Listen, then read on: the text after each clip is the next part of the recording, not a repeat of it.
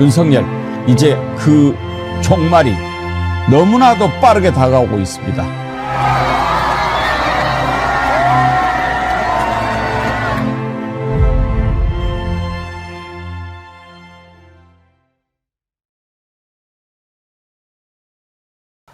여러분 안녕하십니까? 백운기입니다. 내란 우두머리 윤석열, 내란 중간대가리 김용현, 두 사람이 헌법재판소에 나와서 늘어놓는 온갖 궤변을 보면서 다시 한번 저자들은 정말 인간이 아니구나 느꼈습니다.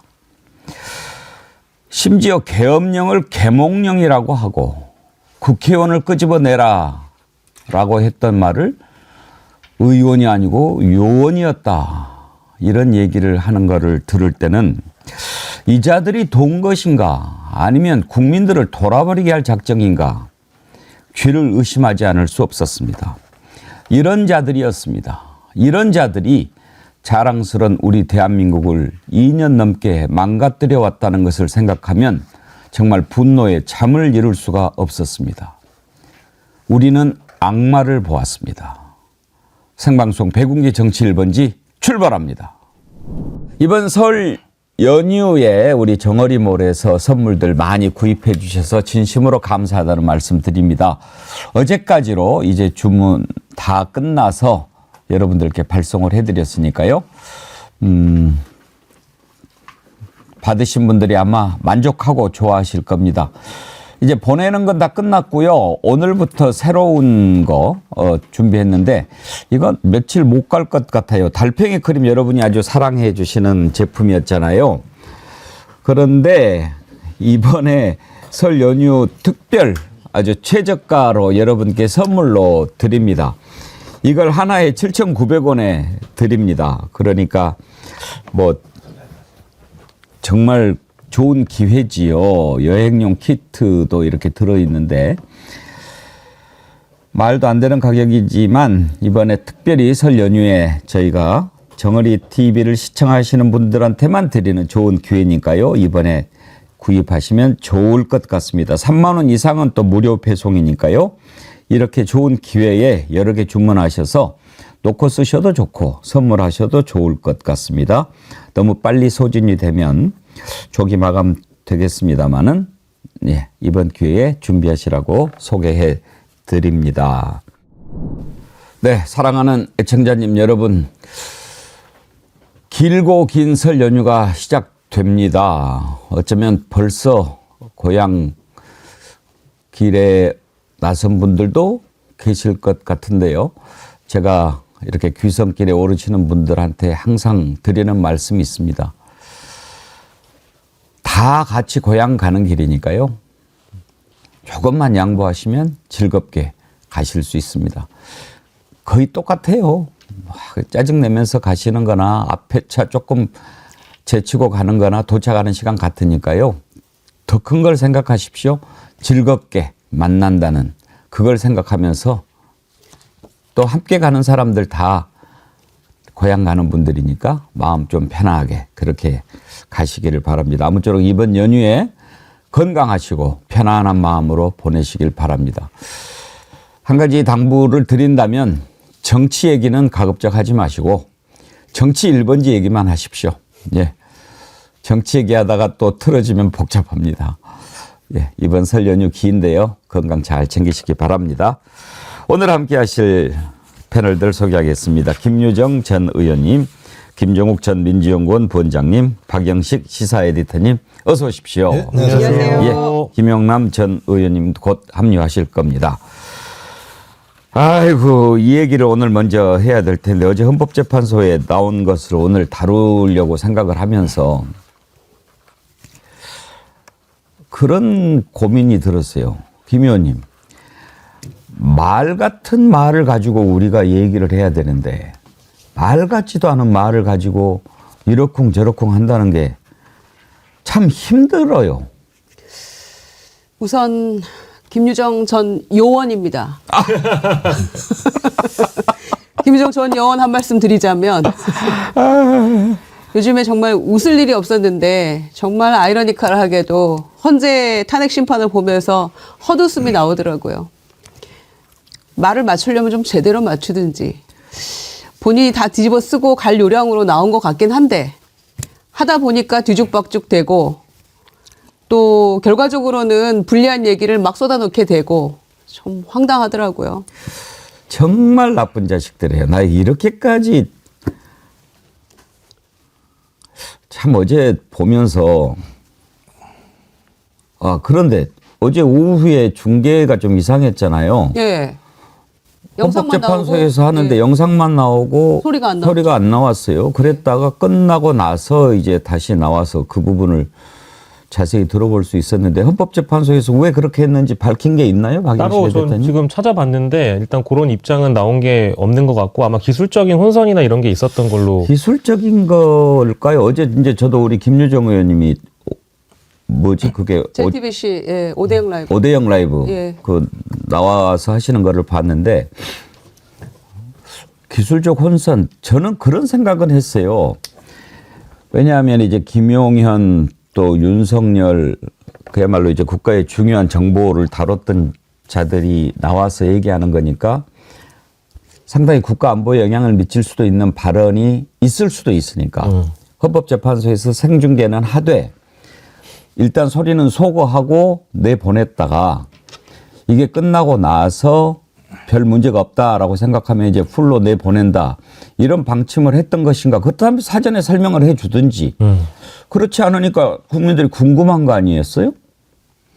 제가 볼 때는 기술적 문제였을 것 그래요? 느낌이 들어요. 뭐 국가안보를 해야 할 만한 내용들에 대해서 저는 헌재 재판관들이 스스로 알아서 그런 부분을 질문하지 않았을 거라고 생각을 합니다. 말씀하셨던 것처럼 저촉될 만한 내용들이 없는. 그리고 어제 내용들을 보면 뭐 저는 위헌 여부에 대해서 판단하는 문제이기 때문에 국가안보와 관련된 내용들이 많지 않았고 주로 포고령에 대한 문제, 포고령을 누가 작성을 했고 그다음에 여기에 대해서 윤석열이 이걸 어떻게 검토했는지에 대한 여부 부분들하고 그다음에 국회에 왜 군대를 보냈는지 이런 부분들이 가장 중요한 핵심적인 내용이었기 때문에 저는 그 부분들만 했을 거라 생각이 드는데 뭐 어쩌면 카메라가 좀 기분 나쁘지 않았을까요? 뭐 저따구 얘기를 하나? 그래서 소리 갖다 음성을 시켰는지 모르겠습니다만 말씀하신 것처럼 뭐 의원을 요원이라고 그러는데 요원이라고 그러면 왜 갑자기 4명이 한 명씩 끌고 내려와 이렇게 얘기를 왜 했을까요? 같은 요원들끼리 서로 4명씩 끌고 이렇게 내려오는 게임을 하는 것도 아니고 전 그래서 제가 가장 놀랐던 건 저는 그런 법정에 한 번도 가본 적이 없거든요. 그래서 야, 저 변호인들의 수준이 정말 저꼴인가? 국민들이 진짜 저런 사람들한테 법의 변호를 받기도 하는가? 이거 저런 얘기를 해도 헌법재판관에 있는 재판관들은 화가 안 나나? 대단한 인내력을 가진 사람들 저 같으면은 당신 조용히 해. 그게 말이라고 해? 국민들이 다 보고 있는 데인데 이런 얘기를 하지 않고 있는 모습을 보면서 참 저분들 같은 경우는 거의 보살이다. 이런 느낌이 들었어요. 뭐 달리 뭐 추정할 수 있는 대목은 이게 이제 생중계가 아니잖아요. 그러니까 녹화를 해서 내보내는 거기 때문에 그러니까 녹화를 하는 거라면 중간에 아까 이제 앵커님이 지적해 주신 대로 어떤 보안상의 문제나 국가 안보가 걸려 있는 문제라면 충분히 편집할 수 있는 문제인데 이게 워낙에 초유의 사태이다 보니까 뭐 여러 가지 주장들이 난무하는 상황 속에서 그거를 편집하지 않고 어제 나가는 게 녹화였어요? 네, 다 녹화입니다. 녹화죠. 생중계는 없습니다. 예. 네. 바로 생중계 안 했습니다. 다 녹화를 해서 대부분 다. 녹화한 내용들을 방송사가 다시 첫 번째 변론하는 것도 마찬가지였나요? 네, 대부분의 화면이 다 시간차로 녹화니까. 시간차로 나오거든요. 완전 풀로 녹화한 건 아니고 이제 순차 중계로 하는 거죠? 네, 네. 네, 네. 대체로 한 5분 정도라고 얘기를 하더라고요. 네네. 5분 정도 딜레이가 이후에. 예. 5분 정도 이후에 한다는 얘기 하더라고요. 그래서 어제 음성이 안 나오는 건 너무 이상하다 생각을 했어요. 그래서 이거 만약에 녹음이 제대로 안 된 거라면 이거 진짜 대형 사고인데. 그렇죠. 나중에 역사한데. 예, 우리가 이거 어떻게 알겠어요, 이 내용들을. 변호사를 통해서만 들을 수 있는 이야기가 돼버리잖아요. 그래서 걱정을 했는데 다행이라고 생각하고요.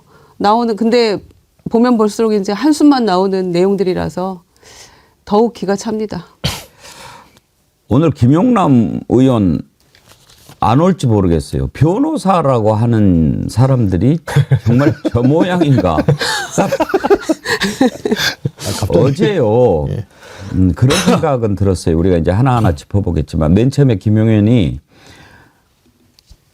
피청구인 측 그러니까 윤석열 측 변호인들이 묻는 말에만 대답을 하고 국회 소추인단이 물어보는 질문에는 대답 안 하겠다고 했다가 문영배 재판관이 그렇게 하면은 오히려 증언의 신빙성이 떨어질 수 있다. 이렇게 하니까 그러면은 응하겠다라고 한 거 아니었어요?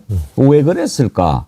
제가 그 윤석열 쪽 변호인들이 질문하는 것을 보고 알았어요. 보니까 이제 사전에 윤석열하고 김용현하고 뭐 입을 맞출 시간이 없었을 거 아니에요. 그렇지 않았다면 서로 맞췄겠지. 그러니까 들어올 때만 해도 서로 쳐다보지도 않고 인사도 안 하더라고요. 왜냐하면은 그 전에 김용현 쪽 변호인들이 한 얘기가 뭐 우리가 포고령 작성한 것도 아니고 뭐 그래서 어제 제가 이 자식들 만나면 한번 붙겠구만 그렇게 생각했는데 윤석열도 이렇게 보고 있었겠죠. 저 새끼 오늘 뭐라고 이야기하나. 근데 보니까 뭐 아니거든. 그러니까 이제 그때부터 뭐 실실 웃고 그러면서 하던데 왜 그렇게 전략을 짰을까 하는 걸 보니까 너는 내가 묻는 말에 예라고만 해라. 그러니까 뭐 증언하고 말고 그럴 것이 아니라 그냥 그러니까 이렇게 한 게 맞죠. 뭐 군인들을 적게 넣으라고 그랬죠. 충돌을 피하라고 했지요. 뭐 이렇게 그렇게 하면은 된다. 이렇게 하려고 이쪽에서만 질문하는 거를 그냥 듣고 국회 쪽 신문에는 안 하겠다. 이랬던 게 아닌가 싶더라고요. 짜고 치는 고스톱이라는 게 명백히 보여지는 게 말씀하신 첫 번째 내가 질문하면 얘라고 그래. 두 번째 내가 잘 설명하면 그때 가서 기억난다고 해. 대부분 그런 내용들이거든요. 예. 그럼 기억이 납니다. 이렇게 얘기하는 건 전 사전에 변호인단 간에 충분히 어떤 흐름에 대해서 서로 조율된 내용들이 있지 않고서는 그렇게 나올 수도 없고요. 중간에 문제가 됐던 건 맨 처음에는 청구인 측 질문에 대해서는 답을 하지 않겠다고 얘기하지 않았습니까? 이제 그러고 난 다음에 그 다음에 이제 말씀하시고 헌법재판관 문영배 재판관이 아니 당신 불리할 텐데 그랬더니 그래도 안 한다 그랬어요. 예. 그러다가 윤석열 측에서 아니 하라니까 왜 그걸 안 해? 그랬더니 그때 가서야 그러면 할게요라고 얘기를 했던 건 자기가 짜고 치는 과정에서 소위 청구인이 물어보는 내용을 가지고 답을 하게 되면 본인들 스스로가 자기가 제대로 된 답을 할 수 없을 거라고 판단한 것 같아요. 근데 그럼에도 불구하고 문영배 소장이 그렇게 얘기하니까 저 윤석열 측 같은 경우 그래도 해. 이게 불리하다는데. 이 정도 상황이라면 그러니까 윤석열 측 또는 윤석열이 얘기한 걸 100% 싱크로율처럼 화답하기로 얘기하지 않고서는 저런 일이 벌어질 수 없죠. 그리고 저 내용대로 다 얘기하면 김용현이 내란의 우두머리가 되는 상황이 벌어지게 되는 상황이에요. 어떤 자가 저런 법정에 가서 자기가 내란의 우두머리가 되겠다고 스스로 얘기하겠습니까? 저 정도 상황이라면 내가 어떤 형태로든지 너를 살려줄 수 있으니까 내가 얘기한 대로 해라고 하는 짜고 치는 고스톱, 제가 볼 때 목숨을 건 고스톱이 벌어졌다고 생각이 들어요. 참 어제 그걸 가지고 우리가 이야기를 하려고 생각하니까 좀 답답하긴 한데 그래도 우리가 좀 제대로 알고 또 무찔러야 되니까 참고 한번 보도록 하시지요. 박승만님, 저는 올해 71살입니다. 저도 변호사 시험 도전해 볼까요? 자신 있으십니까? 그렇게 헛소리 하실 수 있는? 김용남 의원님 오셔버렸나? 어서 오세요. 우리 오시기 전에 변호사 욕을 하도 많이 해가지고 안 오시지 않을까 그렇게 걱정했어요. 근데 변호사들 정말 너무한 거 아닙니까? 부끄러운 줄 알아야죠. 변호사도 다양한 변호사가 존재하는 거죠. 아니 그래도 기본을 해야죠. 어떻게 변호사라고 하는 사람이 그런 말을 합니까? 근데 어제 그 헌재 심판기일에 이루어졌던 증인신문은 사실은 그들은 본인들이 잘한다고 생각하고 했겠지만 사실은 그건 무용한 짓을 한 거예요. 헌재 재판관이 그게 뭐가 조금이라도 납득될 만한 얘기를 해야 되는데 이 누가 봐도 뻔히 눈에 보이는 거짓말들을 계속 주고받고 이어간 거잖아요. 그러니까 물론 어차피 이번 사안은 워낙 중요하기 때문에 특히 헌재 심판은 탄핵이 되냐 안 되냐 뭐 결론이 두 개 중에 하나밖에 없습니다만 심증은 더 굳어지는 그 증인신문으로 보이는데요. 어제 보면서 저건 뭐 더해서 무슨 소용이 있나. 그렇습니다. 어. 그러니까 검찰에서 수사하고 그 내용들이 다 지금 헌재에 가 있는 거잖아요. 그리고 김용현의 공소장을 포함한 이런 내용들. 근데 그걸 이미 다 일독을 하고 서로 다 수기도 하고 이렇게 요약 정리해서 읽었을 텐데 그 헌법재판관들을 대상으로 이런 터무니없는 거짓말들을 서로 꿍짝꿍짝 하면서 그것도 뒤죽박죽 돼버리는 이런 모습을 보면서 재판관들이 과연 무슨 생각을 했을까요? 기가 차지 않았을까요? 그렇지만 아마 저는 웃음도 나왔을 텐데 참고 그냥 했을 것 같아요. 재판관들이. 심지어 계엄령을 계몽령 뭐 이런 개 같은 소리를 개 풀 뜯어먹는 소리를 어떻게 할 수 있습니까? 아니 지금 보면 완전히 그런 식이에요. 아, 그 장난으로 한번 해봤어요.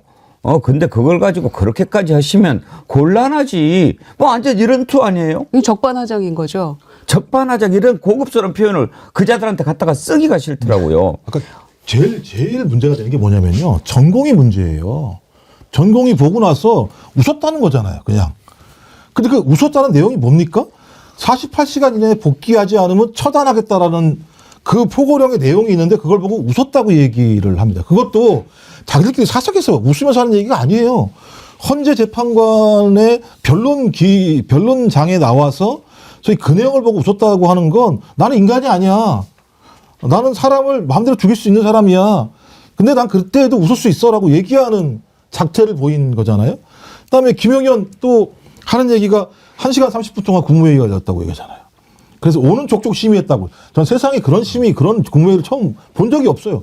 국무회의야 정족수가 차야지 되는 건데 뻐젓이 보는 앞에서 오는 족족 심의를 했다고 얘기를 하면서 그러니까 죄가 없다는 거잖아요. 국무회의가 제대로 진행됐으니까 이 계엄은 합법적이라는 논리를 얘기하면서 그런 논지를 댈 수 있다라고 하는 이런 모습을 보면서 저자들 같은 경우는 진짜 소위 이 계엄을 통해서 많은 사람들을 이미 죽일 작정을 한 자들이다라고 하는 걸 공개적으로 천명한 거여서 저 정도면은 헌재가 그래도 좀 계속 변론 기일은 다 지켜야 되는 거겠죠? 아, 그렇죠. 정해놓은 거는 아니 근데 그 헌법재판관 정도 되면은 판사 생활들을 다 오래 한 분이잖아요. 지금 헌재 재판관은 그 아닌 경우도 많았는데 뭐 검찰 출신 헌재 재판관도 꽤 있었는데 지금은 제가 알기로는 다 법원 출신, 판사 출신 재판관들이에요. 근데 판사 오래 한 분들의 특징이 뭐냐면 특히 법정에서 본인의 속내를 드러내질 않습니다. 그러니까 표정의 변화가 거의 없어요. 그러니까 정말 말도 안 되는 얘기, 뭐 거짓말을 늘어놓는데 보통 사람 같으면 미간이 찡그러지고 티가 납니다만 판사들은 그거는 안 해요. 근데 그런 표를 안 낸다고 동의하거나 아니면 저게 거짓말이라는 걸 모르는 건 전혀 아니거든요. 알긴 다 알아요. 근데 표를 안 낼 뿐이지. 왜냐면 그건 오랜 기간의 트레이닝의 결과거든요. 그래서 아유 정말 그 무용한 짓을 열심히들 하는구나 이런 생각이 들더라고요. 어제 그 그럼에도 심판 불구하고 보니까. 헌법재판관들이 이번에 이제 나왔던 변론길 그 다 살펴보면 피청구인 측 법률대리인단이 주장하는 특히 부정선거와 관련된 얘기를 장시간 하거나 하면 사실 말을 끊기도 하는 그런 이례적인 모습들이 있었거든요. 그게 가장 강력한 그러니까요. 거예요. 사실은 좀처럼 말을 잘 안 끊어요. 근데 끊을만 하지. 그걸 뭐 1시간, 2시간씩 하고 있으니까. 네. 근데 거기서 그 정리하겠습니다. 내지는 뭐 여기서 마무리해 주세요 정도 얘기하면 되게 직접적이고 강력한 그 의사 표시를 하는 겁니다. 사실 그 정도가. 어제 한 패널이 방송에서 그런 얘기를 하더라고요. 지금 이렇게 호도하는 것은 마치 어떤 식이냐면 모기가 막 이렇게 물어서 모기 때문에 귀찮으니까 갑자기 이놈은 모기 새끼들 하면서 총 빼앗고 총으로 그냥 모기를 쏜 그런 격이다 이거죠. 아, 모기가 와서 귀찮게 하면은 모기약을 뿌리든지 모기장을 치든지 그래야지 총을 막 쏴가지고 모기를 쐈는데 그걸 가지고 이제 뭐 문제가 되니까 뭐 모기 좀 놀라게 해주려고 그랬던 거지 뭐 그걸 가지고 이런 식으로 그것도 뭐 적절한 비유는 아닌데 아무튼 1982년에 이런 사건이 있었어요. 경남 의령에서 우범곤이라는 순경이 있었는데 이자가 동거인하고 그 말다툼을 하고 잠을 자는데 파리가 막 왔다 갔다 하니까 성질이 나가지고 파출소 무기고에서 수류탄, 총 이런 거 갖고 와가지고 막 마을 주민들을 다 사살을 했어요. 62명이 그때 숨졌어요. 우순경 사건이라고 아주 끔찍한 사건인데 이런 분노 조절 장애 그런 것이나 마찬가지 아닙니까? 아니 어떻게 군인들을 동원을 해가지고 국회를 침탈하고 뭐 그렇게 포고령을 작성해서 국민들 꼼짝 못하게 해놓고 그거를 자기들이 마치 이렇게 해놓고 끝내려고 했던 것처럼 이자가 꼭 그런 식이에요. 윤석열이는. 거기에 동원된 군인들이 이거 아닌데 하고 깨닫고 정말로 수준 높은 자세를 보여줬기 때문에 그 정도 된 걸 가지고 그리고 또 더 많은 병력을 투입을 하고 싶었는데 그게 잘 안 됐잖아요. 보안 문제도 있고. 이런 것들이 다 드러날 텐데. 그리고 나중에 지가 뭐라고 그랬어요. 그 지하벙커에서. 그러니까 더 보내라고 그랬잖아. 막 이렇게 성질낸 놈이. 내가 적게 보내라고 했다고 이야기를 하고. 몇 번이나 특전사령관한테 전화해서 지금 어디야 가고 있어 뭐 이렇게 이야기하고. 총을 쏴서라도 끌어내 문짝을 부수고라도 끌어내라고 얘기했던 놈이 질서 유지를 했다라고 이야기를 하고 입만 열면 거짓말을 하고 말이죠. 이 인간이 아닌 거죠. 소굴에서 끌려 나올 때는 뭐라고 했습니까? 1차 때 그렇게 막았었던 경호원들이 이건 아니다. 이제 이러다가는 우리는 오히려 법을 어기게 되고 연금도 못 받고 이렇게 되니까 김성훈의 부당한 지시에도 불구하고 안 막았기 때문에 지가 어쩔 수 없이 아이고 이제 뭐 막아주는 놈도 없고 난 나가야 되겠구나 해서 나온 놈이 뭐라고 이야기했어요. 유혈 충돌이 생기면 안 되고 다치고 청년들이 지랄 연병하고 자빠진 거죠. 이런 거는. 나쁜 자입니다. 정말 인간이 아니에요. 인간이. 제가 오늘 방송을 하면서 제일 괴로운 게 그런 거라니까요. 인간이 하는 말을 가지고 우리가 얘기를 해야 이게 무슨 얘기가 되는 거지. 인간도 아닌 것들이 이야기한 걸 가지고 이야기를 해야 된다는 게 속이 터진다 이 말이 옳시다. 그러니까요. 오죽하면 헌법재판관이 질서 유지를 유리창을 깨면서 합니까? 이렇게 질문을 하잖아요. 어떤 질서 유지를 하는데 유리창을 깨니까? 참 헌법재판관은 인품이 훌륭합니다. 그렇죠. 저 같으면 그런 말도 못할 것 같아요. 너희 나와봐, 내 그럴 것 같아요. 그러니까 더 그런 말을 제가 말씀드릴게요. 그러니까 소추인은 이 윤석열 얘기입니다. 소추인 국회죠. 실패한 계엄이라고 주장하는데 실패한 계엄이 아니다. 저도 빨리 끝날 것이라고 생각했지만 예상보다 좀 더 빨리 끝났다. 이게 무슨 말인지를 모르겠는 거예요. 그다음에 더 이게 재밌다고 하면 참 전하 군 지휘관이나 실무급 영관급 장교들이 다 정치적 소신이 다양하고 반민주적이고 부당한 일을 지시한다고 할 때 그것을 따르지 않을 것이라는 것도 다 알고 있었다. 그래놓고 자기가 예를 들면 부당하게 군대를 갖다가 들여보냈다. 이런 얘기를 하고 있고 말씀하신 또 거의 제가 호소계엄? 호소내란? 국민들한테 호소하려고 했다는 거 아닙니까? 기본적으로. 그러니까 예를 들면 이게 무슨 말이 돼야지 이게 설명이 되는 것이고 이런 변론을 할 생각을 할 수 있을까라고 하는 부분들을 들으면서 제가 아까도 말씀드렸습니다만 이 변호사분들 또는 여기 있는 사람들 변호사라고 얘기할게요. 헌법재판관에서 윤석열을 변호하는 사람들은 이 변호사들은 무슨 생각으로 이렇게 변론을 하나? 하고 있으면서 멘붕에 빠지지 않을까? 안 그렇습니까? 변호사가 저렇게 변론을 하면? 스스로 변론을 하면서 멘붕에 빠지면 그거는 안 되는 거죠. 근데 거기다가 덧붙여가지고 제가 보기에는 박정훈 대령의 1심 판결이 주는 교훈을 잘못 배운 것 같아요. 부당한 지시에는 거부할 줄 알고 군인 들여보냈다, 계엄령을 했다 이렇게 얘기를 했잖아요. 그러니까 자기가 내린 명령이 부당한 명령이라는 거를 자백해 버렸어요. 그러니까 박정훈 대령의 1심 판결 보면서 경호관들한테도 우리가 부당한 명령에는 거부해도 된다라고 하면서 절대로 그 말 들으면 안 된다라고 막 호소도 하고 전문가들이 나와서 얘기도 하고 막 그랬었잖아요.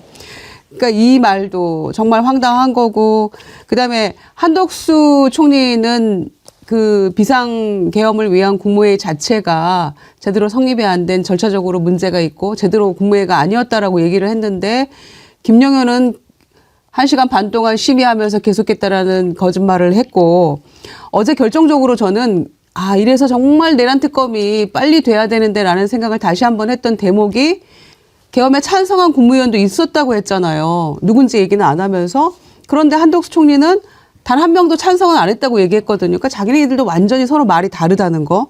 그래서 이거는 내란 특검을 통해서 사실 그날 이 국무위원 전체가 사실은 이 수사 대상이어야 되는구나. 그래야만 뭔가 진실이 밝혀지겠구나라는 것을 그냥 자기들 입으로 다 자백을 한 거나 마찬가지거든요.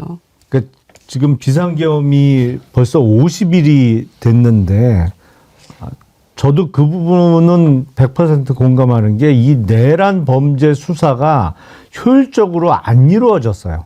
지금도 그건 마찬가지입니다. 그러니까 초기에 뭐 경찰, 검찰, 공수처 간의 수사권이 누구한테 있느냐, 누가 이 사건을 수사하는 거 맞냐, 모르면서 경쟁적으로 압수수색도 하고 신병 확보도 서로 경쟁하는 과중에 중간에 정리도 뭐 공수처로 일단 윤석열, 이상민 두 사람에 대해서는 공수처로 수사를 하는 거로 정리를 했다가 공수처에서 뭐 시간만 낭비하고 그러면서 사실 이 상황, 이 시점에도 내란 수사가 효율적으로 안 이루어지고 있는 건 틀림없는 사실입니다. 그러다 보니까 이게 모든 일에는 타이밍이 있는 건데 이미 이른바 골든타임은 놓쳤어요. 초창기에 정광석화처럼 수사가 쫙 들어가고 수사가 이제는 거의 마무리가 돼야 되는 상황인데 본격적으로 이제 해야 되는 상황이란 말이에요. 그러니까 저렇게 말도 안 되는 입을 맞추고 뭐 억지를 부리고 그 과정에 아주 미세하고 구체적인 거에 대해서는 확인 안 됐다는 이유로 막 거짓말을 만들어내기 시작하잖아요. 그러니까 수사가 참 아쉬워요. 김인혜님. 어제 그 방송 보면서 두 작자들 보고 머리가 아파서 머리에 침 맞았는데요. 앵커님 말씀에 웃었네요. 오직 민생만 생각했다잖아요. 민생 감개무량하더라고요. 아까 박승만 님이 71살인데 변호사 시험 준비하겠다라고 하신 게 아주 작은 향기님 이 글 때문에 그러셨군요. 아주 작은 향기님이 저는 73살인데 오늘부터 공부해서 변호사 되려고요. 윤석열 측 변호사들 보니까 저도 변호사 되는데 무리가 없을 것 같아요. 좋은 변호사 되시는 게 좋은데 73 생각해 보십시다. 그 계몽령 얘기한 국민들은 이거를 계몽령이라고 얘기한다라고 했던 변호사가 조대현 변호사인데 이분이 73세예요.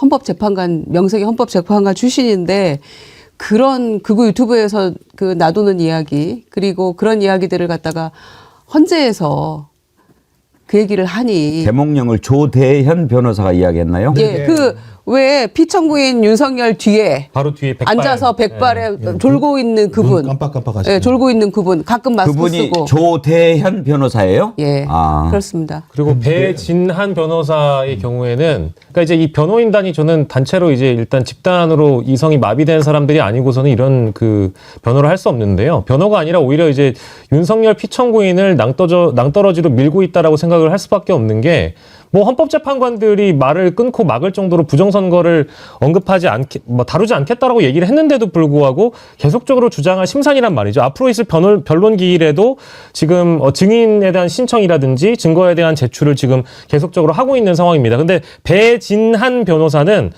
모 스카이데일리라는 언론사에서 보도했던 내용, 그러니까 선관위에 침입했다라고 하는 무슨 중국군? 스카이데일리면 스카이데일리지 스카이데일리라는 모 언론사가 뭐예요? 죄송합니다.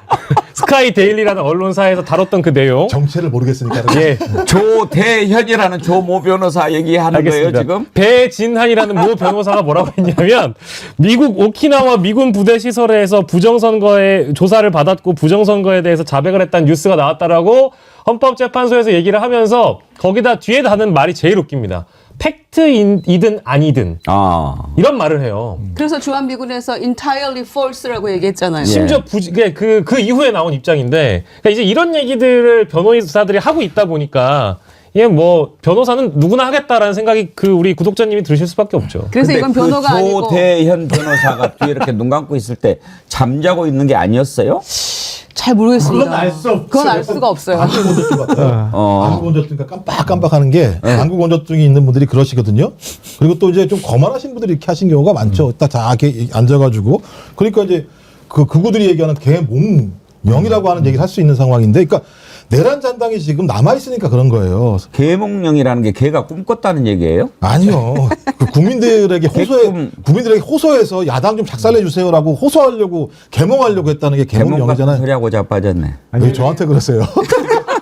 제가 안 했다고요. 제가 한 게 아니라고요. 그 계몽령 발언은 정말 계몽주의 시대 이후에 최악의 궤변이라고 생각이 되는데 공교롭게 그 조대현 변호사가 헌법재판관 출신이잖아요. 근데 이 양반이 사법연수원 7기예요. 예. 그래서 고 노무현 대통령하고 사법연수원 동기이고 그 노무현 대통령에 의해서 헌법재판관 임명이 됐던 사람이에요. 그러니까 그렇죠. 이게 같은 연수원 동기고 변호사 출신인 것도 맞는데 변호사도 그러니까 여러 질인 거예요. 이건 뭐 일괄적으로 하나의 집단처럼 얘기하기는 참 어려운데 저도 깜짝 놀랐어요. 사실은 그런 얘기를 하는데 그 명색이 제가 참 헌재 나이 재판관 드신 출신인데. 분한테 이렇게 얘기하는 것은 실례지만 진짜 그렇게 나이 들면 안 되지요. 정말 그렇게 늙으면 그 그래서 자식이나 손주들은 어떻게 했어요? 그냥 부끄러운 거지. 아니 근데 이게 산 넘어 산인 게요. 그러니까 아까 제가 내란 잔당이 많다는 게 일단 최상목은 지금까지도 상설특검 추천 의뢰하지 않고 있는 상황이고 선별적으로 임명만 하는 상황. 그다음에 또 나온 게 이상민 소방청에다 단전 단서하라고 지시했다는 내용이 나오잖아요.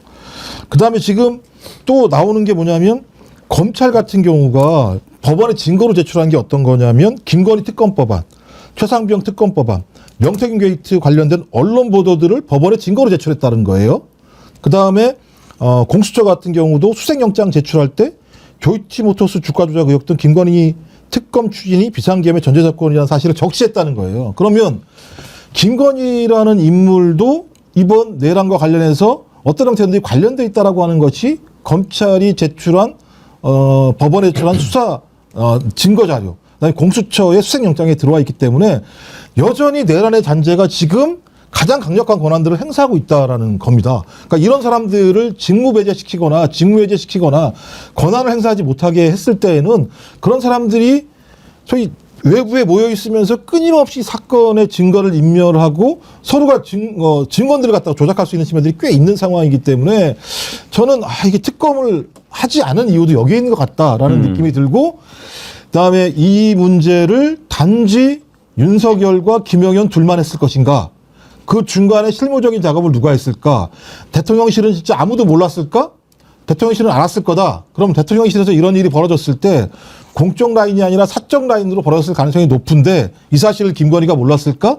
전 이런 여러 가지 정황들에 대해서 빨리 수사해서 사실을 밝혀야 된다고 생각을 하는 겁니다. 그리고 하나만 더 추가를 하자면 이제 내란 잔당 말씀해 주셔가지고 지금 이 사태의 주요 책임자 중에 가장 큰 책임을 갖고 있는 최상목 권한대행이라는 사람이 뭐 물론 지금 오늘 오전에 다 부인이 된 내용이긴 합니다만은 국방부 장관이 필요하다라고 야당의 이재명 대표를 만나서 협조 요청을 했다라는 보도가 어제 이제 굉장히 뜨거운 화제였었죠. 근데 이게 국방부 장관이 지금 필요한 시기이냐라는 걸 우리가 다시 한번 고민을 해봐야 되고 다만 이제 그 사실에 대해서는 그 보도에 대해서는 사실이 아니라고 지금 양쪽 다 부인하고 있는 상황이기 때문에 최상목의 지금 어떤 권한대행으로서의 행위라는 것이 어디까지 우리가 좀 인정해주고 받아줘야 되는지 아니면 필요한 행위를 하지 않고 방기하고 있는 문제에 대해서는 따끔하게 지적을 계속적으로 해줘야 된다고 봅니다. 그 계몽령 관련해 가지고요. 사실은 윤석열도 말도 안 되는 얘기를 한 적이 있었어요. 계엄이라고 하는 그 뜻을 풀면서 계엄이 이제 한자로 경계할 때 그 계자에다가 엄하다 할 때 엄자를 쓰잖아요.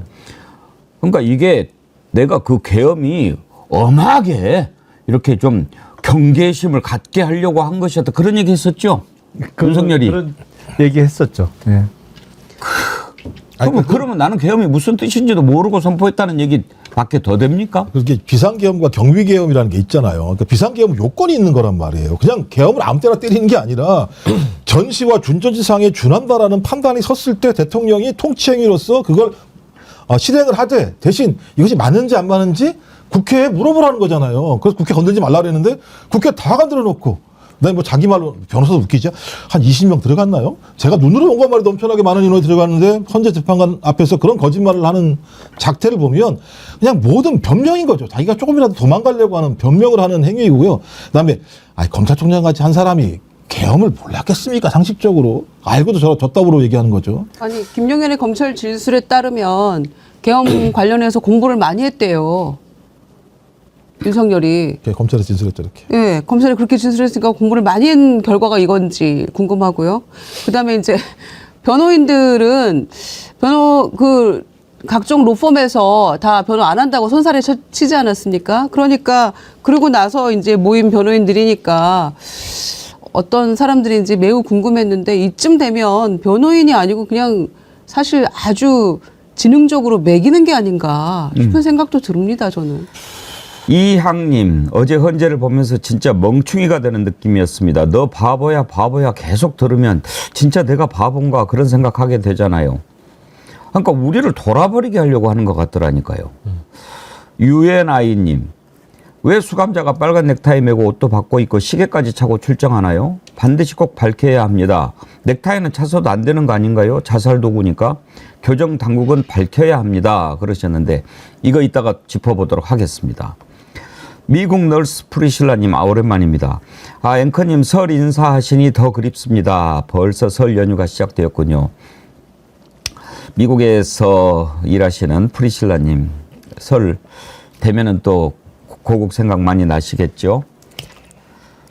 김일웅님, 요즘에 바쁘신데 김지훈님을 통해서 슈퍼챗을 대신 보내셨군요. 요즘 바빠서 댓글 많이 못 남겼어요. 명절 잘 보내세요. 미리 인사드립니다. 의성정어리 김일웅님이신데 슈퍼챗을 10만 원이나 보내셨네. 뭘 이렇게 많이 보내셨어요. 감사합니다. 그리고 임정민님, 항상 응원 지지합니다 하면서 슈퍼챗 보내주셨는데 고맙습니다. 여러분 정말 말 같지도 않은 거니까 스트레스 받지 마시고 한번 웃으면서 에이 불쌍한 자식들아, 에이 가련한 놈들아, 이런 생각으로 한번 좀 보십시다. 이런 거 일일이 반응하고 대꾸하면 정말 스트레스 받아서 건강 해칩니다. 저자들은 정상이 아니고요. 제가 진작부터 규정하지 않았습니까? 인간이 아닌 자들입니다. 그러면 여러분들이 개가 막 멍멍멍멍 이렇게 하면 되지 뭐 그 개하고 말다툼 하십니까? 어? 야, 너 왜 시끄럽게 짖어? 뭐 그러면 개가 뭐 와와와 그러면 그만 좀 말아. 그렇게 싸우실 겁니까? 개를 물어버리실 겁니까? 그러니까 그냥 이렇게 하시면 돼요. 제일로 말도 안 되는 얘기 요원 김용남 요원님. 아니 저는요 지금 이제 우리 앵커님께서 아니 그 걔가 말을 안 들으면은 그 걔랑 이렇게 언제까지 대화하고 있느냐 하시면 옛날 같았으면 어디 팔아버리거나 아니 뭐 어디 저기 뭐 좀 험한 얘기긴 합니다만은 뭐 된장 바르거나 이러잖아요. 근데 지금 저는 안타까운 게 헌재가 변론 기일을 늘려놔가지고 2월 중순까지 이 상황을 봐야 되거든요. 방금 말씀하신 지금 그 의원이 아니라 요원이었다. 이거를 저는 구구 유튜브에서 이 말을 받아서 어떻게 이제 할 거냐면 그 요원의 핵심은 대통령께서 말씀하신 반국가 세력, 즉 국회 내에는 분명히 북한에서 보낸 암약한 블랙 요원들이 국회 내에 잠입해 있다. 그러니까 그 요원들을 끊어내라는 거였다. 이제 이런 황당무계한 주장까지 덧붙여가지고 돌릴 거란 말입니다. 그러니까 이 개가 짖을 때는 사람의 말로 설득할 수가 없잖아요. 그러니까 빨리 어디 된장을 바르거나 빨리 어디에 맡겨야 되는데 이거를 2월 중순까지 보고 있자니 앞으로 이런 주장만 강화하는 꼴이 되는 게 저는 매우 안타깝다는 얘기죠. 아니 걔도요 사람이 화내면 알아요. 걔도 사람이 화내면 안 되니까요. 저 왜 저러지? 화 안 내고 기분만 나빠도 눈치채요. 그러니까 알아요. 네. 그것도 모르잖아요. 그러니까 걔만도 못한 거예요. 걔만도 따지고 못한 보면. 거죠. 예. 그렇게 정리하십시다. 예. 자, 그 개소리 가운데 정말 기절초풍할 소리가 바로 요원이죠. 그 부분 한번 들어보십시다.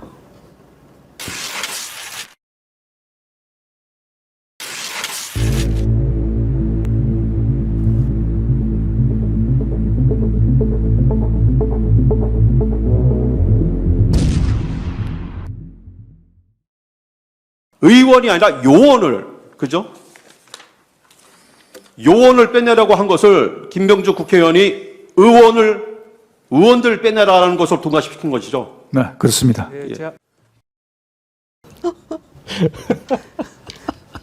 지금까지 조대현만 힘줘서 얘기했는데 송진호 변호사도 또 저런 얘기를 했군요. 저자가 송진호 변호사군요. 송진호 변호사가 의원이 아니고 요원이냐고 물어봤군요. 송진호가 아이고 참 왜 변호사 했어요? 어? 그리고 저걸 또 나쁜 게 왜 거기서 김병주 의원이 나옵니까? 그 얘기는 김병주 의원 얘기한 게 아니고 곽종근 특전사령관 얘기한 거예요. 그렇죠. 국회의원 끌어내라는 얘기를. 그것도 준비가 됐나요? 한번 들어봅시다. 전임 장관으로부터 국회의사당 안에 있는 의원들을 밖으로 이렇게 좀 빼내라. 본회의장에 있는 국회의원들을 밖으로 끌어내라. 예. 그 지시를 받았는데 지금 저기에서 다시 물어봤잖아요. 그러면 김영남 의원님 우리가 지금도 바이든 날리면 가지고 참 저는 오히려 저게 다시 또 거슬러 올라가서 이번에 윤석열 파면한 다음에 그걸 날리면을 바이든 뭐 이렇게 해가지고 잘 못 뭐 듣겠다 뭐 했던 음성 전문가 있잖아요. 아, 예. 그자 조사해야 된다고 생각이 들었어요. 괜히 그 사람까지 다시 또 혼나게 생겼는데 아무리 막 연구를 한다고 저렇게까지 연구가 됩니까? 아니 근데 일단 그 국어가 성립이 안 되잖아요. 그러면 요원을 끌어내는데 그러면 그 요원을 누가 끌어내요? 그 요원이 끌어내는 수밖에 없잖아요. 그러니까 요원이 요원을 끌어내야 되는 취지로 얘기를 했다는 건데 일단 말장난이 너무 심한 거죠. 근데 전 국민을 상대로 말장난을 하고 있는 상황인데 저는 저게 바보 같다고 생각을 해요. 어차피 법률적으로는 벗어나기가 힘들어요. 탄핵은 어차피 탄핵 인용 또는 기각 결론이 2개밖에 없고 형사 재판도 뭐 무조건 그 중한형이 선고될 수밖에 없는데 먼 훗날 그 햇볕을 다시 보려면 그래도 국민의 분노 게이지를 높여서는 안 되는 거죠. 그래도 이 분이 어느 정도 사그라들 수 있는 상황을 만들어내야 되는 거고 그러기 위해서는 오히려 그냥 본인 책임을 인정하고 책임지겠다 뭐 이런 모습을 보여줄 때 그래도 먼 훗날 뭐 어떤 그 절차를 통해서 조금이라도 용서받을 수 있는 기회가 작은 가능성이라도 생길 수 있는 건데 이거는 듣는 사람들이 더 이렇게 분노할 수밖에 없는 상황을 만들어 놓으니 저 뭐 어떻게 감당하려고 저러는지 모르겠어요. 의원 요원은 정말 최악이에요. 최악. 정말 해도 너무한 얘기인데 너무 속상하니까 지금도 김영남 의원님 그거를 막 이것이 막 국어가 안 된다 뭐 이렇게 막 하지 말자니까요. 정말 개소리를 사람 소리로 이렇게 변환해서 이야기하지 말고 차라리 김동 YE이면은 김동예님이십니까? 이분 부탁을 들어주면서 갑시다. 백앵커님, 영식앵커님한테 명박 버전으로 소회 한번 말해달라고 해주세요 하면서 슈퍼챗까지 보내주셨는데 그래 한번 좀 해주세요. 소감이요? 그러니까 MB 버전으로 네. 이걸 본 소감을 한번 좀. 뭐 여러분 이거 다 거짓말인 거 아시죠? 뭐 이렇게 하지 않을까? 네. 좀 더 해주세요. 너무 좋아. 막 저도 막 법정을 막 가봤고, 막 저래 하면 안 된다. 막 그런 생각을 막 갖고 있습니다. 거짓말인 거 아시죠? 요거는 제가 해드릴 수 있습니다. 아 좋아요. 아주 좋습니다. 고생하십니다. 아 좋아요. 이제 조금 뭘 못하겠습니까? 우리 정어리 의원님들이 원하시는데. 조금 웃음이 이제 나오네. 아이고 그냥 내려갔어요. 이렇게 웃어줘야 됩니다. 조롱해줘야 되고 이거는 뭐 너무 심각하게 사실 아니 정말 이런 걸 가지고 막 따지고 그러면 그 진짜 건강 나빠요. 화병 맞아요. 나요. 네. 네, 화병 나요. 화병. 아니 진짜 말 같은 걸 가지고 뭐 얘기를 해야죠. 몸만 상해요. 몸만 상해. 할 생각이 없는데요. 요원을 빼내는 방법. 윤석열과 김영현이 얘기한 요원을 빼내는 방법. 공소장에 있는 겁니다. 네. 총을 쏴서라도 문을 부수고 들어가서 요원을 끌어내라. 두 번째가 4명이 1명씩 들쳐고 나오라고 해. 이게 이제 요원을 빼내는 방법이에요. 골 때리죠? 어떻게 해야 돼요? 아이고 참. 아니 근데 어제 그 증인신문 과정에서 그동안 이제 우리가 V1 말고 V0를 김건희라고 다 생각을 했잖아요. 예. 근데 어제 증인신문 내용은 제가 보기엔 김건희 구출 작전 같이 보였어요. 증언 내용대로만 보면 아니 내란 수괴는 김용현이야. 그리고 이 멍청한 대통령은 뭐 포고령도 뭐 내용도 잘 모르고 포고령 또 그 비상 입법 기구 이런 거 다 김용현이 그 아이디어를 내고 주도했다는 내용으로 증언을 했는데 그러니까 마치 그런 것 같아요. 야 V0가 무슨 김건희야? V0는 김용현이야. 뭐 이거를 보여주기 위한 증인 신문 아니었나? 근데 참 김건희 구출 작전의 일환이라고 생각해요. 다시 한번 들어봐 주십시오. 이게 또 나올지 모르겠는데 정말 그래도 우리가 남는 건 있어야죠. 이렇게 말 같지도 않은 소리 막 하고 그러는데 이걸 가지고 이야기해봐야 아무런 의미도 없고 스트레스만 받고 설 앞두고 건강도 나빠지니까 이런 거나 합시다. 우리가 오늘 그래도 하나 남은 거는 세 사람 이름이나 알아둡시다. 조대현, 배진한, 송진호. 여러분 따라서 해보세요. 뭐 이런 거. 배진한, 송진호 한 명 더 있었는데. 조대현. 네. 예. 이렇게 훌륭한 대한민국의 정말 훌륭한 분들. 예. 이렇게. 조변, 송변, 또 배변. 대변. 네. 변이라고 그래야 돼요. 그러네요. 호사를 빼야 돼요. 네. 호사는 네. 호사스럽죠. 붙이면. 배변은 무슨 저기 아니에요? 정말 너무 좀 그러면 안 되죠. 근데 이제 좀 진지하게 돌아가서 어제 이렇게 쭉 보면서 어찌됐든 헌법재판소는 계속 지금 변론에 출석해서 입장을 밝히겠다고 하는 거 아닙니까? 저는 말 같지도 않은 얘기를 할 때 이유가 뭘까? 첫째는 일단 윤석열의 정신 상태를 의심하지 않을 수가 없었어요. 만약에 정상적인 사고방식을 갖고 있는 사람이라면 정상적인 논리를 가지고 헌법재판소를 설득하고 또 국민을 상대로 호소하고 그래야 되지 않겠습니까? 그런데 막 그런 이야기를 하고 있는 걸 보면 이건 좀 정신이 정상적이지 않다. 그것을 좀 생각을 해봐야 되고, 김영남 의원님, 교도소에 혹시 정신병동 같은 것도 있습니까? 정신병동은 따로 없고요.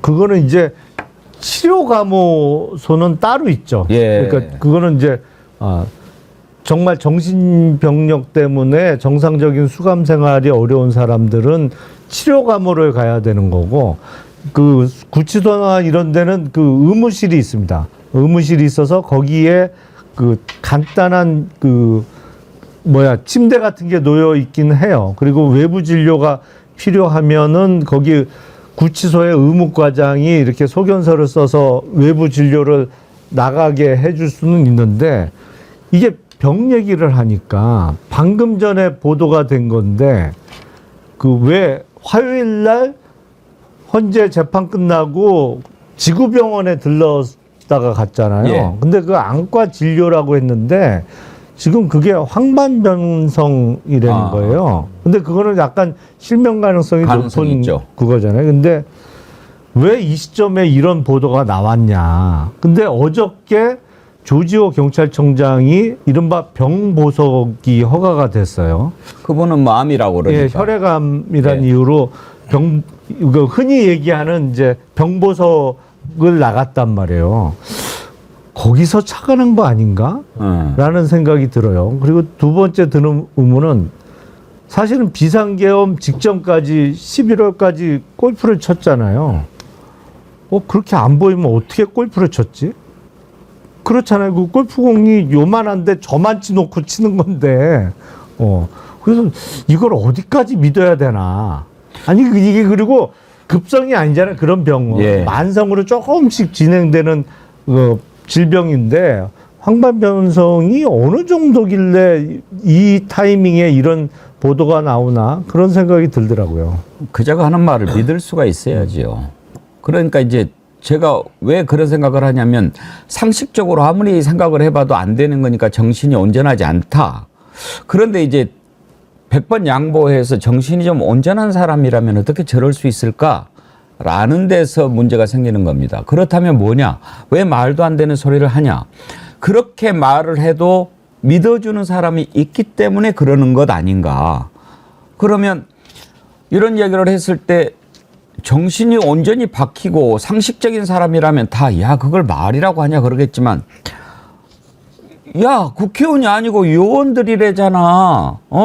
이렇게 하려고 했다잖아. 그러면서 이제 거리에 나와서 큰 소리 치는 사람들이 생기지 않습니까? 이자들은 정말 믿고 그러는지 어떤지는 모르겠습니다만 그런 걸 노리고 그러니까 김정욱 의원님 지금 더 막 위원이라고 그러신 겁니까? 요원으로 지금 저를 격화시키려고 그러시는 겁니까 지금? 저는 요원하기 싫습니다. 그 얘기하니까 이거 하나 잠깐 보고 갑시다. 박주민 의원이 발빠르게 딱 하나 지금 사진을 올렸어요. 그거 한번 좀 띄워봐 주세요.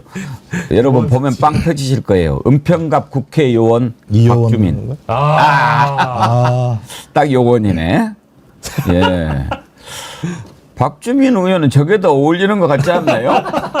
그렇죠. 근데 머리로 네. 집중이 안 되니까 네. 눈으로 집중이 되니까 예, 그리고 빠찌도 안 보이고 그러네요. 배찌도 예, 오케이 은평갑 국회의원 괜찮은데요?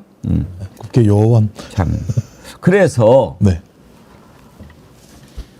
저런 걸 노리고 한 것이 아닐까. 그 둘 중에 하나 같은데 김종호 원장님 어떤 것 같습니까? 저는 저자들은 매우 이성적인 인간이라고 생각해요. 아. 왜냐하면 그러니까 도덕 감각이 없는 거예요. 이 인간들은. 그러니까 내가 이런 얘기를 하면 사람들이 나를 어떻게 볼까?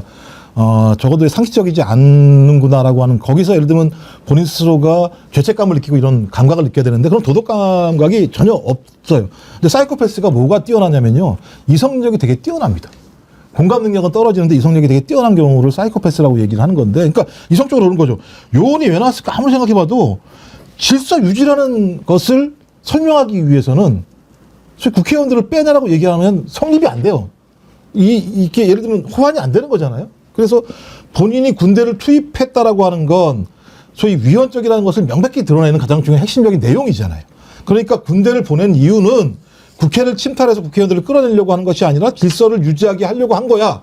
그렇기 때문에 내가 빼내라고 하는 건 요원이야라고 하는 얘기를 해야지만 성립이 돼요. 이성적으로 아주 예를 들면 뛰어난 사람들은. 근데 우리들은 그 얘기를 들으면 저 장난쳐?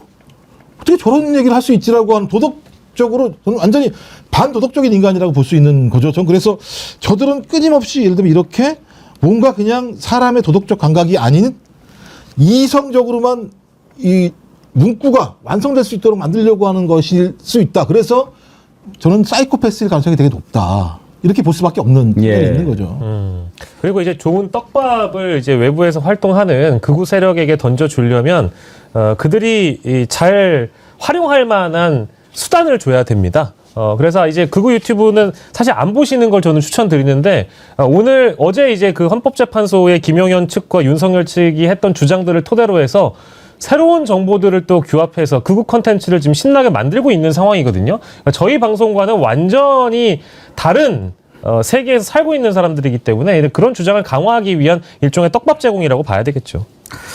말도 안 되는 얘기는 이 정도 하고 또 이거 하나 짚어봐야 되겠습니다. 지난번에도 그렇게 하고 나와가지고 국민들이 참 궁금했는데 이번에도 윤석열 머리를 탁 하고 나왔어요. 빨간 넥타이 차고. 이렇게 해도 되는 겁니까? 지금 구속돼 있잖아요. 그 전에 잠시 체포영장 집행돼서 대기하고 있는 상황도 아니고 정식으로 구속영장이 발부가 돼서 구치소에 수감돼 있는 자인데 머리를 딱 하고 나와가지고 그렇게 한단 말이죠. 그리고 이 수형복을 입고 있으면 여기에 이제 번호가 붙는데 그 사복으로 입으면 여기에 그 배지를 달더라고요. 그 번호가 있는 배지더라고요. 그러니까 이명박, 박근혜 전 대통령들 다 이렇게 배지를 달고 나왔는데 윤석열은 그것도 안 달고 나왔어요. 그게 특혜 아닙니까? 그러니까 일반적인 그 절차하고는 많이 달라요. 지금 진행되는 게. 물론 그 전직 대통령하고 현직 대통령의 차이다 이렇게 주장은 할 수 있을 것 같은데 어쨌든 지금 구속 피의자이기 때문에 그거에 따른 절차는 지켜져야 되는데 많은 부분에서 지금 안 지켜지고 있는 것 같아요. 그러니까 그거를 머리나 메이크업을 외부 인사를 불러서 받은 거 아니냐라는 얘기가 나오는데 누가 봐도 그거는 본인이 직접 한 것 같지는 않아요. 그래서 저거 머리요? 머리. 출장 서비스 받았다는 거 아닙니까? 그러니까요. 법무부에다가 얘기해가지고 그 이문정 의원 얘기도 한번 들어보시죠.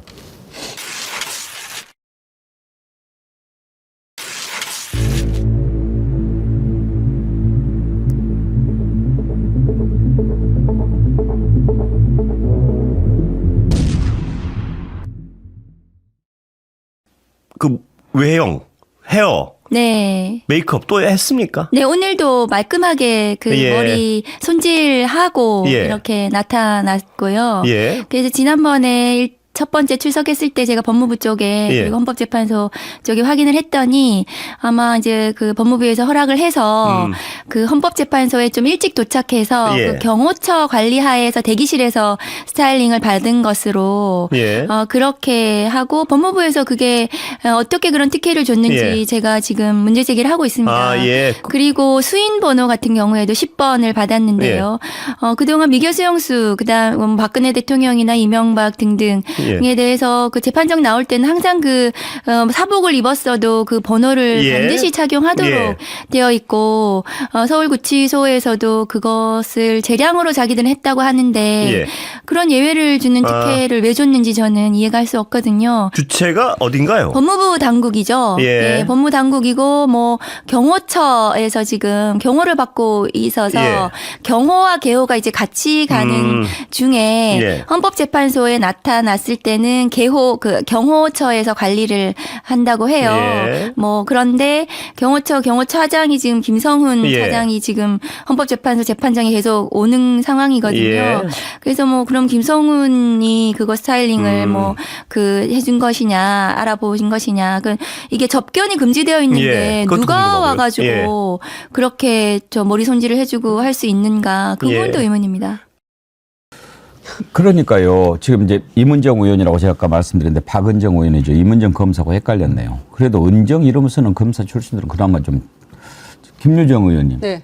구속이라고 하는 것은 그야말로 일시적으로 이제 자유를 제한하는 거 아닙니까? 하고 싶은 대로 다 하면 무슨 구속의 의미가 있겠어요. 그리고 그렇게 구속을 시켜놔야 내가 잘못했구나 하고 깨달을 텐데 지금 저렇게 대통령 직무가 정지되기 전이랑 하나도 다를 것 없이 출장 서비스 딱 받고 또 옆에 경호차장에 붙어가지고 하면은 공수처에서 김건희하고 편지도 주고받기 못하게 한 게 그게 무슨 의미가 있겠습니까? 경호차장에 붙어 다니면 편지 아니라 별가라도 다 전해줄 수 있는 거 아니에요? 하늘에서 내려주신 대통령이잖아요. 노래 불렀잖아요. 노래 하늘에서 내려주신. 그래서 아니 저는 참 어이가 없어서 이런 말씀 드렸는데 법무부에서 그 내놓은 해명이라고 해야 될까요? 그게 저는 또 더 황당하더라고요. 왜 이렇게 스타일링하고 이렇게 할 기회를 줬느냐 그랬더니 공익과 국격을 위해서라는 겁니다. 이게 말이 됩니까? 지금 공익과 국격을 무너뜨린 자한테 무슨 공익과 국격을 위해서 이 헤어 스타일링 할 기회까지 준다는 것인지 도무지 이해하기는 어렵습니다. 이게 법적으로 가능한 건지 돈은 또 누가 내는 건지 경호 차장이 냅니까? 아 그러네요. 하늘에서 출장 서비스 하면 그 비용도 지출을 해야 되는데 지금 직무가 정지되어 있는 상태에서 공금을 쓸 수는 없죠, 김영남 의원님. 쓰면 안 되죠. 그러니까 물론 이제 정상적인 상황이라면 법무부가 내주나? 그건 더 말이 안 말이 안 되죠. 되죠. 법무부가 하라고 했잖아요. 아니 그거는 법무부 교정본부에서 허가를 해준 모양인데 네. 그것도 잘 이해가 안 되고요. 왜냐하면 말씀대로 이게 구속 피의자이기 때문에 외부인과의 접견 내지는 접촉이 차단되는 게 맞거든요. 예. 아니 구속 피의자면 사실은 가족들도 구치소에 들어가 있는 경우에는 가족 중에 한 명하고 하루에 한 번밖에 접견 허용이 안 되거든요. 그것도 다 녹음이 되는 과정에서 이제 만날 수 있도록 되어 있는데 구속 피의자인데 이거 인원 제한도 없이 마음대로 이른바 출장 서비스를 받는데 이게 저는 잘 이해가 안 돼요. 이게 그래서 누가 봐도 특혜죠. 그 더군다나 비용을 누가 냈느냐. 이거는 예. 법무부에서 내줄 수는 없는 거고 당연히 대통령실 예산도 지금 직무 정지 되어 있는 상태이기 때문에 사용해서는 안 되는 것이거든요. 여러 가지 면에서 이해가 안 되는 상황이 나오고 있어요. 이게 무슨 구속이에요? 그러니까 이게 확인해 봐야 될 게, 그러니까 이게 대통령실이 요청했다는 거거든요. 경호처? 지금 아니요. 대통령실? 대통령실에서 서울구치소의 대통령으로서의 의전과 예우, 헌법재판의 중요성 및 간섭도 등을 고려해 달라는 협조 요청을 했고 거기에 따라서 구치소장이 재량사항으로 이걸 해라라고 용인해줬다라는 거예요. 그러면 직무정지전 대통령이기도 하고 대통령실이 이런 행위를 하지 말아야 되는데 그런 협조 요청을 했고 그걸 재량으로 받아줬다라고 하는 측면들은 소위 되게 좀 월권적이고 문제가 될 만한 소지가 너무나 많은 거고 또 제가 알기로는 헌법재판소에 와서 또 스타일링을 했다는 얘기가 있더라고요. 그럼 헌법재판소에서 머리만 만진 게 아니라 양복도 바뀌었다.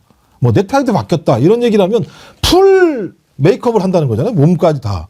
이런 행위들을 다 인정해 주는 상황들이 벌어졌다. 그리고 거기에 더 플러스 아까 말씀하셨던 가장 중요한 문제인 내란의 공범일 수 있는 경호차장이 계속 따라붙어 다니면서 어떤 형태로든지 외부와 접촉할 수 있는 근거를 마련해주고 있고 병원 같은 경우도 9시까지 있었다는 거 아니에요. 따지고 보면. 어느 병원이 이렇게 늦게까지 그 진료와 치료를 합니까? 그러니까 온갖 특혜들이 지금 윤석열에게는 다 보장되고 있는 상황이다. 그럼 이런 상황들이 왜 만들어지고 있는가에 대한 국민적인 의문들이 있는데 그 의문에 대해서는 누구도 제대로 설명하지 않고 있는 상황이기 때문에 계속 말씀드리는 내란의 잔당, 소위 친위국제타의 성격 이런 것들이 있는 거죠. 정어리 PD가 재빠르게 찾아봤는데 출장 메이크업 평균 가격이 10만 4천 원이네요. 출장비는 따로 주고. 그러니까요. 그래서 저는 그 경호 차장이 그 무지막지한 사람 아닙니까? 그리고 뭐 증거인멸도 시도를 했는데 그것도 제대로 하고 했는지, 그러니까 비화폰 어떤 사용 기록 이런 것들 다 삭제하라고 지시한 사람 아닙니까? 그러니까 저는 엄청나게 이 충성하는 간신인데 김건희와의 어떤 메신저 역할도 경호차장이 저는 하고 있다고 생각합니다. 중간에서. 그러니까 무슨 일이 벌어지고 있는지 모르고 김건희한테도 비화폰을 줬다는 거 아닙니까? 그리고 장관들한테도 싹 나눠주고 비화폰을. 그래서 김건희가 언제 전화할지 모르니까 잘 받아라 이렇게 얘기했다는 거잖아요 지금. 그러니까 대통령이 너도 나도 대통령이네요 지금. 이게 이제 대통령으로서의 의전과 예우를 이제 최소한으로 하게 되어 있는데 탄핵 이후에는 탄핵 소추안이 가결된 이후에는 직무가 정지돼 있기 때문에 이제 최소한도로 할 수 있는 그 어떤 영역에 대한 해석을 대통령실 쪽과 또 법무부 쪽에서는 너무 좀 과도하게 열어준 게 아닌가라는 생각이 들어서 많은 분들이 좀 불쾌하게 여기실 것 같고요. 뭐 전략은 이거인 것 같습니다. 그러니까 그 박근혜나 이명박 케이스와는 다르게 현직 대통령 신분으로 내가 마치 정상적인 어떤 직무 수행을 하는 모습을 이 외부에 있는 자신들의 지지자와 극우 세력에게 보여주기 위해서 멀끔한 모습을 보여줄 필요가 있다라고 일단 접근을 한 것 같아요. 그래서 시계도 차고 이게 뭐 심지어 저희가 머리 가르마만 탔기 때문에 헤어만 했다고 얘기하는 게 아니라 아까 우리 김종욱 박사님이 말씀해 주신 것처럼 사실상의 풀 메이크업을 했다라고 보고 이게 지금 두 번째 출석인데 첫 번째 출석에 나왔을 때부터 저도 이제 방송국 여러 군데를 다니다 보니까 주변에 있는 메이크업 선생님께 늘 물어봐요. 이건 다 했다라는 겁니다. 눈썹도 그린 거고요. 파우더도 친 거고요. 머리는 당연히 받은 거고요. 근데 세상에 어떤 이런 수용자가 있습니까? 일반 수용자들은 이런 특혜를 누릴 수도 없을 뿐더러 실제 이렇게 나와서 이런 모습을 보여준다라고 마음을 먹었다는 것 자체가 우리 앵커님이 말씀하신 것처럼 인간인 이상 이런 행위를 상상할 수도 없는 거죠. 누가 인간이에요? 인간이 아니니까요. 인간이 아니라니까요. 인간이 아니기 때문에 이런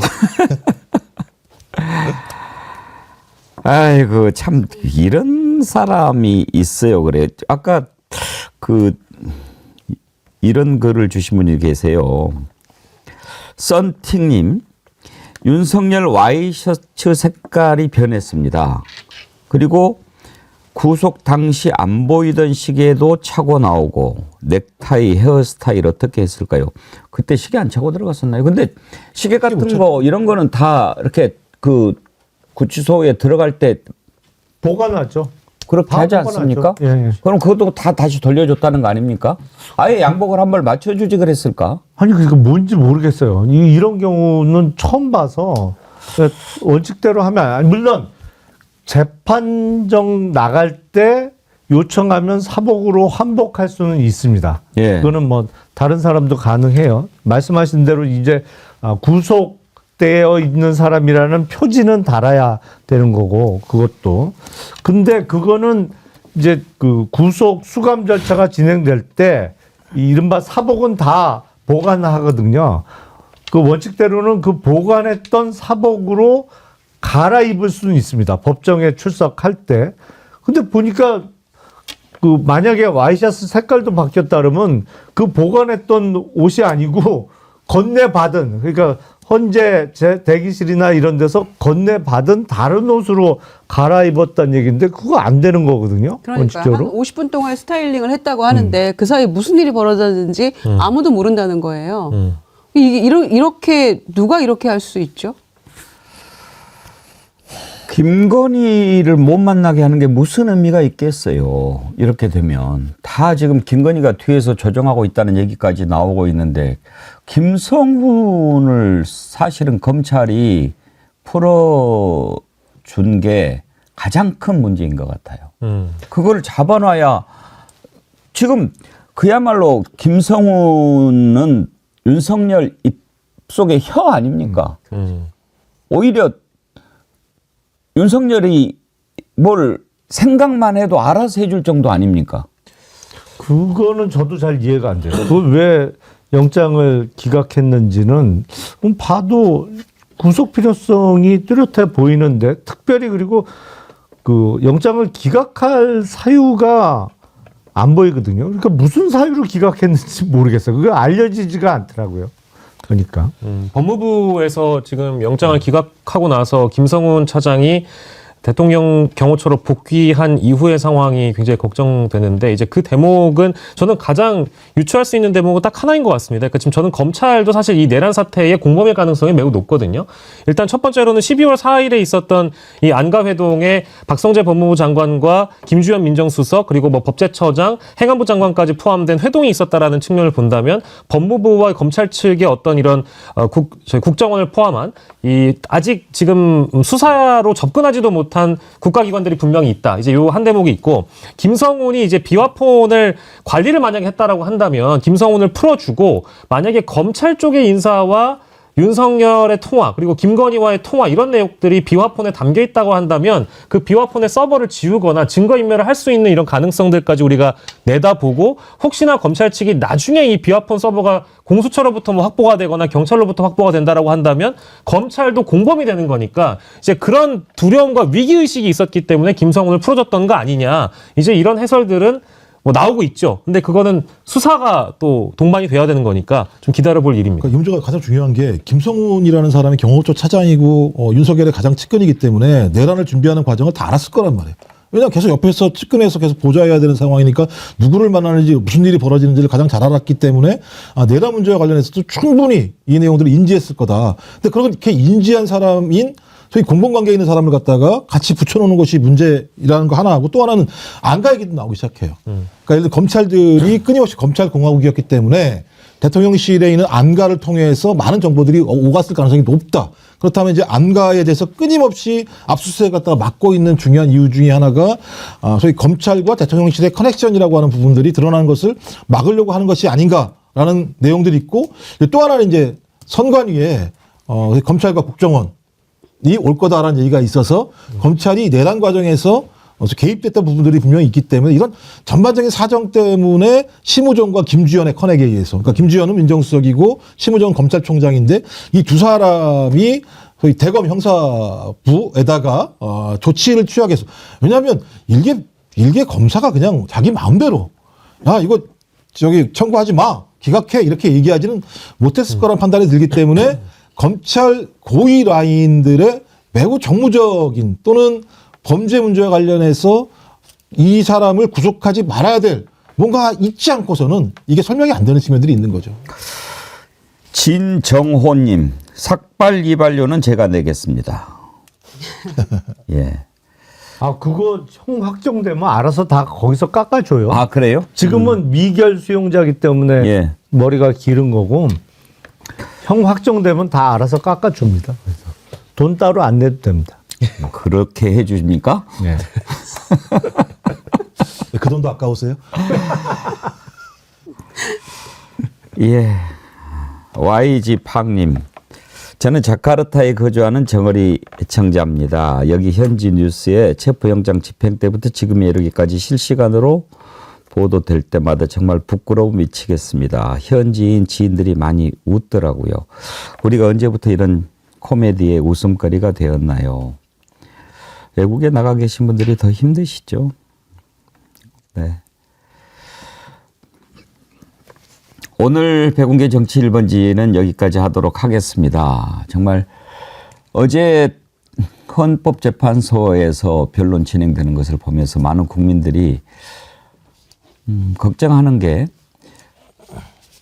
저거를 저렇게 오래 갈 필요가 있는가 하는 것. 그런데 절차라는 게 있으니까 그렇다고 치지만 그리고 저렇게 정신이 이상한 사람들이 떠들어대는 것을 계속 들어야 되는지 그런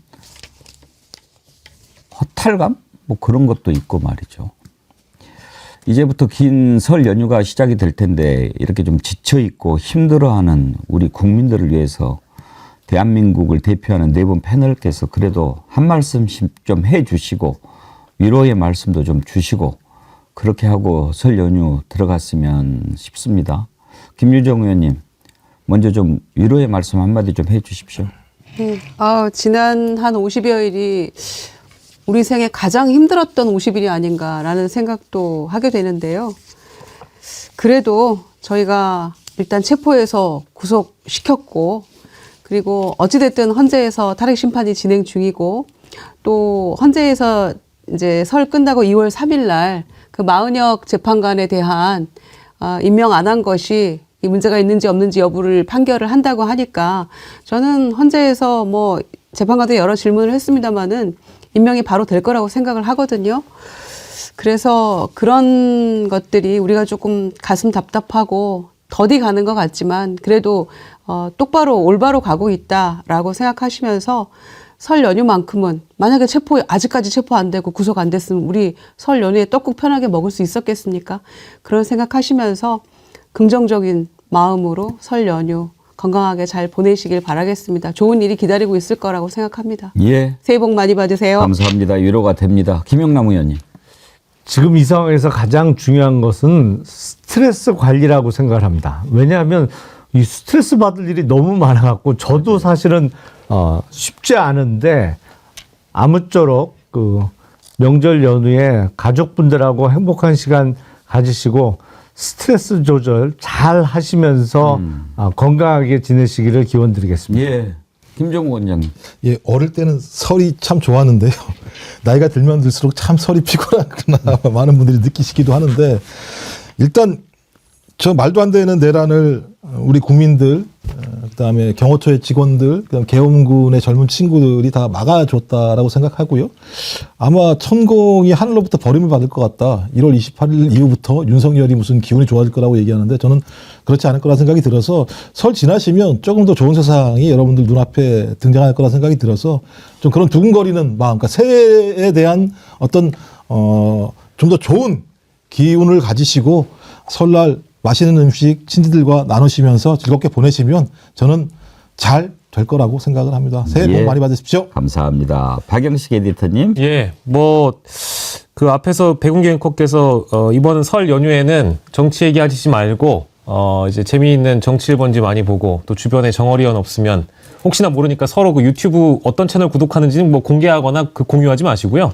이 채널 재밌다라고 많이 홍보해 주시는 게 제일 좋을 것 같고 악은 끊임없이 부지런한데요. 우리 국민들은 언젠가는 선을 입증해야 될 책임이 있습니다. 우리 국민이 주권을 가진 사람들이기 때문에 우리가 해내야 됩니다. 그런 차원에서 여러분들 지치지 않으셨으면 좋겠고 많이 웃으면서 또 함께 연대할 수 있었으면 좋겠고 마지막으로는 포기하지 않았으면 좋겠습니다. 사필 규정이 될 겁니다. 여러분들 너무 지치지 마시고 항상 웃으시길 바랍니다. 감사합니다. 웃고 싶은데요. 아름다움님께서 또 특별 부탁을 하나 주셨어요. 영식님, 천공 성대모사 한 번만 해주세요. 듣고 싶어요. 오늘 너무 많이 썼는데. 너무 많이 카드를 너무 많이 써서. 설 연휴잖아요. 설 연휴니까. 예. 새로운 대한민국이 열릴 거예요. 승열이는 들어갔으니까. 이제 근이만 넣으면 된다. 새해 복 많이 받으십시오. 예, 카드를 너무 많이 동원했는데. 고맙습니다. 그래도 오늘 박영식 에디터님 덕택에 참 꿀꿀한 어제 좀 잊어버릴 수 있었습니다. 함께해 주신 네 분 패널 김유정 의원님, 김영남 의원님, 김종국 원장님, 박영식 에디터님 감사드립니다. 설 잘 쉬시고 다음 주에 뵙죠. 네, 네, 감사합니다. 고맙습니다. 새해 복 많이 받으십시오.